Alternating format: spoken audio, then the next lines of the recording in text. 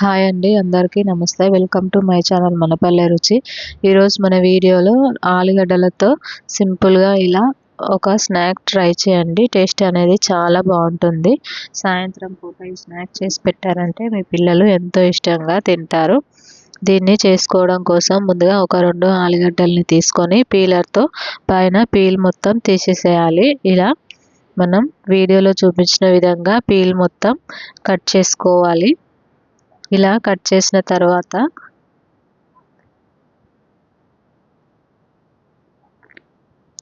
ఈ ఆలుగడ్డల్ని మనం చిన్న చిన్న ముక్కలుగా కట్ చేసుకోవాలి.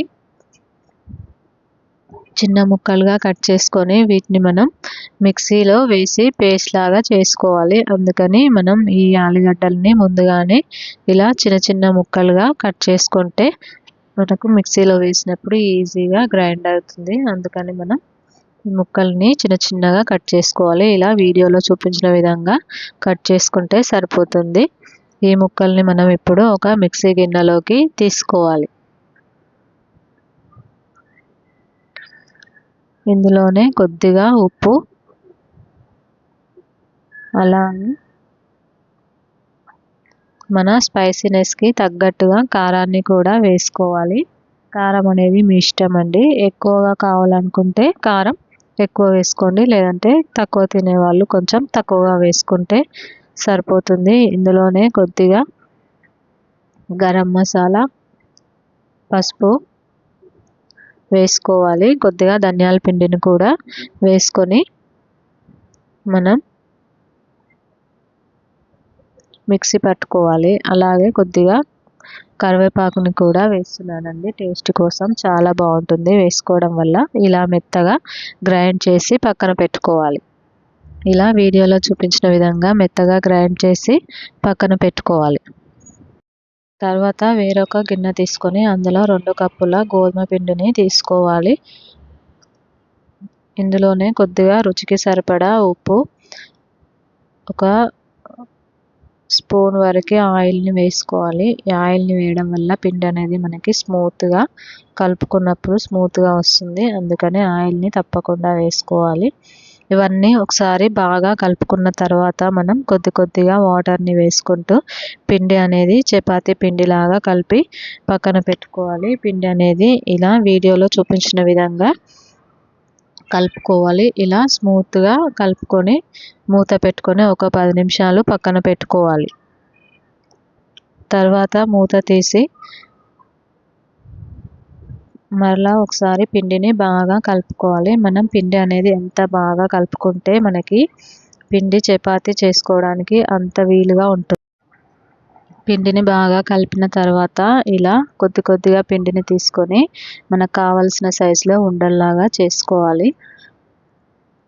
ఇప్పుడు చపాతీ పీటని తీసుకొని కొద్దిగా పొడి పిండిని చల్లుకొని ఇలా 2 వైపులా తిప్పుకుంటూ మనం చపాతీ ఎలా చేస్తామో అలా చేసుకోవాలి. మరీ మందంగా మరీ పల్చగా కాకుండా ఇలా చేసుకుంటే సరిపోతుంది. ఇలా చపాతీ చేసిన తర్వాత దీనిపైనే మనం ముందుగా మిక్సీ చేసి పెట్టుకున్న ఆలుగడ్డ పేస్ట్ని దీనిపైన పెట్టుకోవాలి. ఇలా వీడియోలో చూపించిన విధంగా సమానంగా మనకి ఇలా స్పూన్తో పెట్టుకోవాలి. చివర అంచులని కొద్దిగా వదిలేయాలి, ఎందుకంటే మనం దీన్ని ఫోల్డ్ చేసాం కాబట్టి బయటికి పోకుండా ఉంటుంది. అందుకని కొద్దిగా అంచులని వదిలిపెట్టి ఈ మిశ్రమాన్ని మనం ఇలా అప్లై చేసుకోవాలి. చపాతీ పైన స్పూన్తో ఇలా అన్ని వైపులా సరిగ్గా ఉండేటట్టు పెట్టుకొని ఇలా ఫోల్డ్ చేసుకోవాలి. చపాతీ అనేది ఇలా చివర్లో కొద్దిగా నీళ్ళని అద్దుకొని మనం మొత్తం ఇలా అతికేలాగా పిండిని ఇలా చపాతీని మనం రోల్ చేసుకుంటే సరిపోతుంది. ఇలా 2 వైపులా తిప్పుకుంటూ కొంచెం ఒత్తుకొని సైడ్స్ని కట్ చేసుకోవాలి. మనం పెట్టిన పేస్ట్ ఎంతవరకు ఉంటుందో అంతవరకు ఉండేలాగా చూసుకొని మిగిలిన ఎక్స్ట్రా పార్ట్ని కట్ చేసుకోవాలి. తర్వాత దీన్ని మనం ఇలా చిన్న చిన్నగా కట్ చేసుకోవాలి. అన్ని సమాన భాగాలుగా ఇలా చాక్తో కట్ చేసుకోవాలి. అన్ని సమానంగా ఉండేలాగా కట్ చేసుకుంటే సరిపోతుంది. ఇలా కట్ చేసిన దాన్ని కొద్దిగా చేతితో ఇలా ఒత్తుకుంటే మనకి స్నాక్స్ అనేవి రెడీ అయిపోతుంది. చూసారా, మనం పెట్టిన పేస్ట్ అనేది అన్ని వైపులా మంచిగా సమానంగా వచ్చింది. ఇలా అన్నింటినీ మనం చేసి పక్కన పెట్టుకోవాలి. తర్వాత స్టవ్ పైన కడాయి పెట్టుకొని డీప్ ఫ్రైకి సరిపడా ఆయిల్ని పోసుకొని, ఆయిల్ బాగా వేడయ్యాక మనం ముందుగా రెడీ చేసి పెట్టుకున్న ఈ స్నాక్స్ని ఆయిల్లో వేసుకొని మంచి కలర్ వచ్చేంత వరకు ఫ్రై చేసుకోవాలి. ఇలా ఒక వాయికి సరిపడా అన్ని స్నాక్స్ని మనం వేసుకోవాలి.